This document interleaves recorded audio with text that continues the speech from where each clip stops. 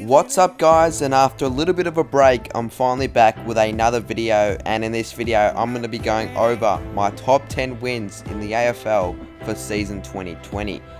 Hopefully you guys do enjoy this top 10 compilation. I did a similar one to this last year, so yeah, hopefully you guys enjoy it. And before we get into the top 10, I'm just going to go over a few of my honourable mentions. West Coast versus Geelong, round 9. Kennedy fries, Kennedy answers the Eagles fans' prayers. Kennedy's the man. Great to see the fans, great to hear the fans, great to see a superb game of football. On a Saturday night, the Cats terrific, the Eagles better. Melbourne versus St Kilda, round 14. 1v3 inside 50, what can Petrarca do? The snap from Christian Petrarca is bouncing, it's gone through!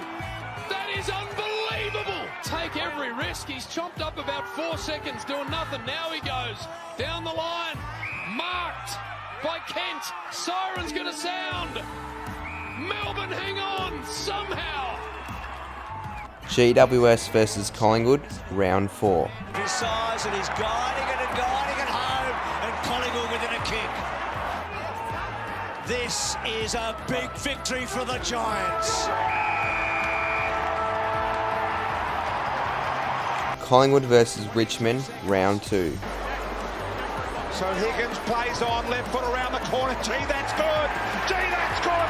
Won't they get to him? Won't they get over there and congratulate him? Can he score? What a tackle from Floston. What a tackle from Floston.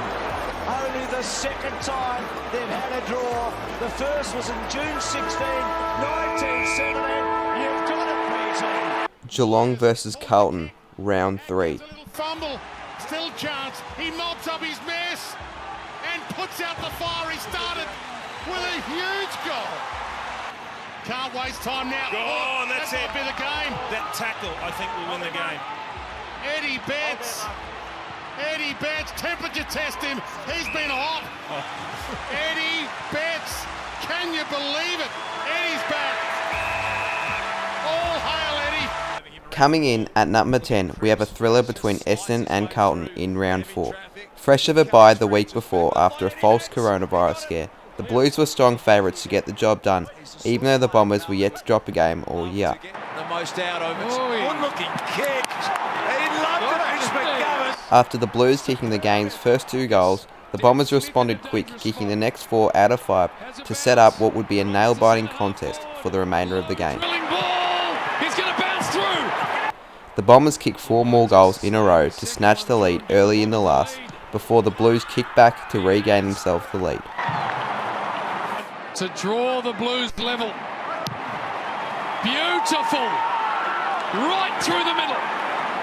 In the dying stages, Eddie Betts gave away a ridiculously long 50-metre penalty to put Jacob Townsend in range to kick the match winner.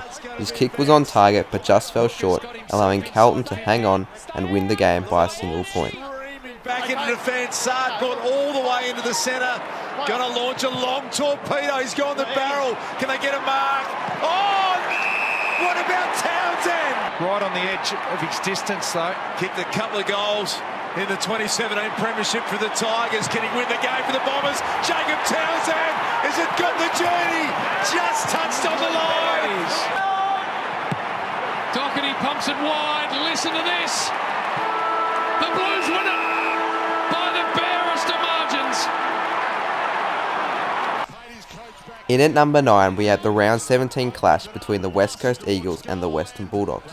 Coming into the match, it was crucial for both sides as it secured the Dogs a spot within the 8, whilst a win for the Eagles gave them a chance at finishing in the top 4. Early on, the Dogs failed to take any of their chances, which saw them trailing at quarter time, kicking no goals to 4. But then they bounced back superbly, kicking the next 4 goals of the game to level the scores at half time. Scored to the scoreboard for Dogs fans. Whilst different in the second half, the game saw 7 lead changes in an extremely close, low-scoring contest. He's got all of it, and boy did they need it.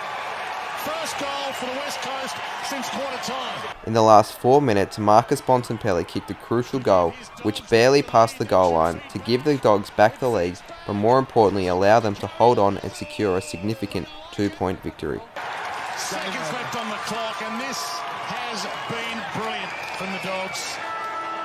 Siren sounds, and the Western Bulldogs' final chances. In 8th spot, we have an exciting encounter between Fremantle and St Kilda in round 6. The Saints flew out of the blocks early, kicking 7 goals to 1 in the first quarter to lead by 36 points in what seemed to already be game over. Snapping! Another one for the Saints! But then the Dockers kicked 10 of the next 11 goals of the game to hit the lead late into the third term. The Dockers started the last just like they did in the last 2 quarters, kicking the first 2 goals to lead by 19 points. Freo get the opener of the final term. However, the Saints managed to fight back, and with 2.5 minutes left, goals to both Gresham and Jones saw the scores level. Jones gathers himself over the footy. 2 minutes and 40 seconds on the clock. Jones from directly in front. It is all square at Metricon. However, the Dockers prevailed at the end, with Lockie Shorts kicking the final goal of the match to win the game by 6 points. The lead in the dying stages. Kicks the goal! 1:20 on the clock. Freo lead it by a straight kick. They're going to win this, Fremantle. They're going to win this. I don't know how.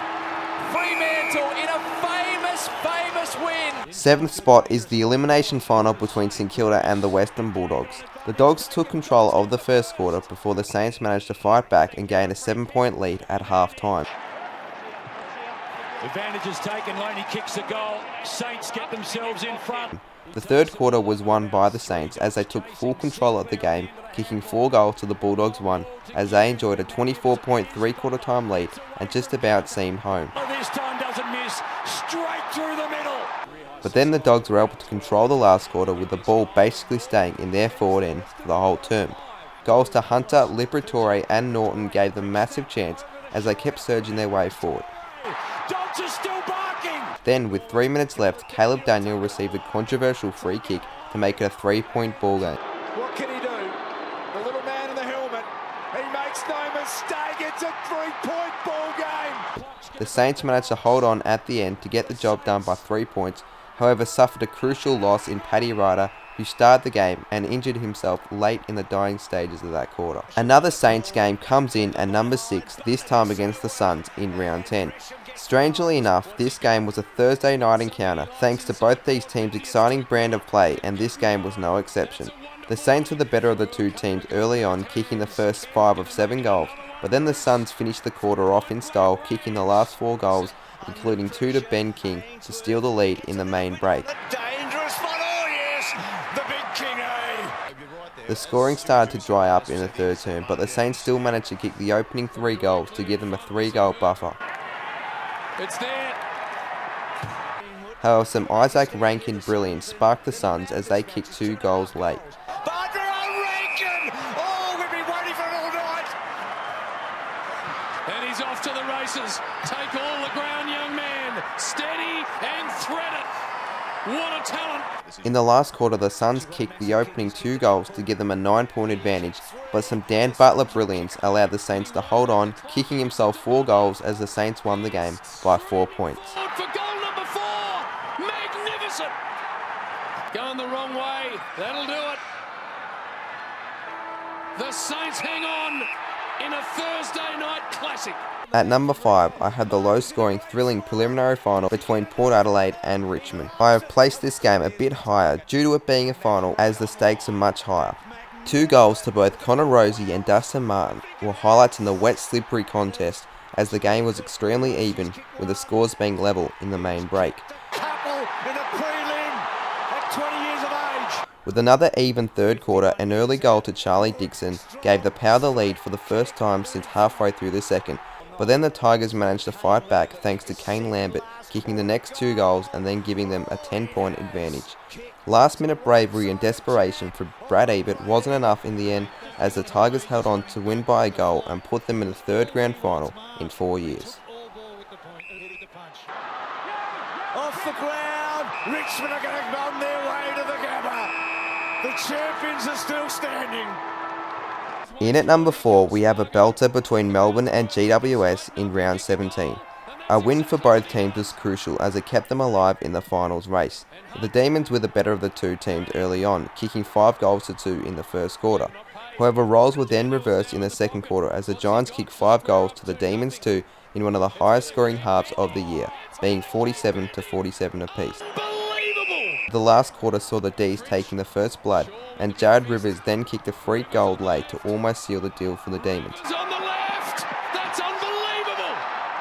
Brent Daniels' third goal wasn't enough as the D's held on to win the game by 5 points and keep their finals chances alive. And the Melbourne Footy Club keep their season alive. They have won by 5 points.